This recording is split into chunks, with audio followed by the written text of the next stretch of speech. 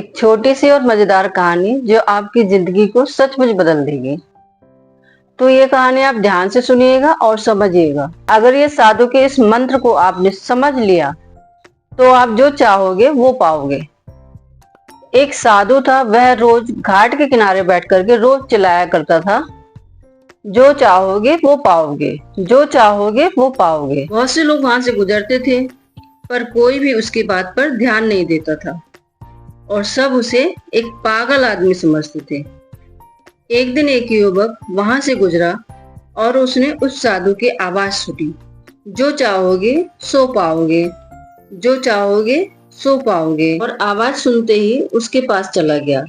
उसने साधु से पूछा, महाराज आप बोल रहे थे कि जो चाहोगे सो पाओगे, तो क्या आप मुझे वो दे सकते हैं जो मैं चाहता हूँ। साधु ने उस युवक की बात सुन करके बोला, बेटा तुम जो चाहोगे वो मैं दूंगा, लेकिन उसके लिए तुम्हें मेरी कुछ बात माननी पड़ेगी। तो युवक ने बोला, ठीक है महाराज, आप जो कहेंगे मैं आपकी वो बात मानूंगा। तो साधु बोलता है, लेकिन पहले ये तो बताओ कि आखिर तुम्हें चाहिए क्या।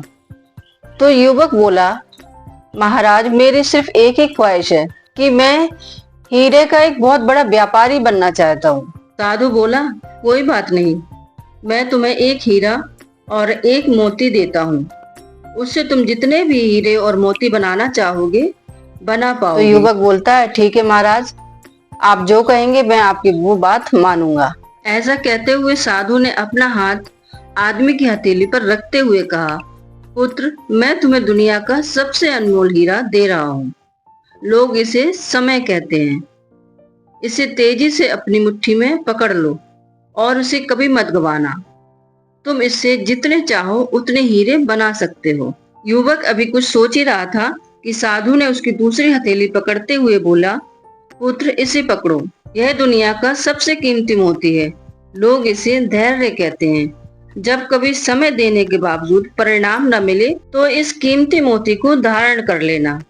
याद रखना, जिसके पास यह मोती है वह दुनिया में कुछ भी प्राप्त कर सकता है। युवक गंभीरता से साधु की बातों पर विचार करता है और निश्चय करता है कि आज से वह कभी अपना समय बर्बाद नहीं करेगा और हमेशा धैर्य से काम लेगा। और ऐसा सोचकर वह हीरो के एक बहुत बड़े व्यापारी के यहाँ काम शुरू करता है और अपनी मेहनत और ईमानदारी के बल पर एक दिन खुद भी हीरो का एक बहुत बड़ा व्यापारी बन जाता है।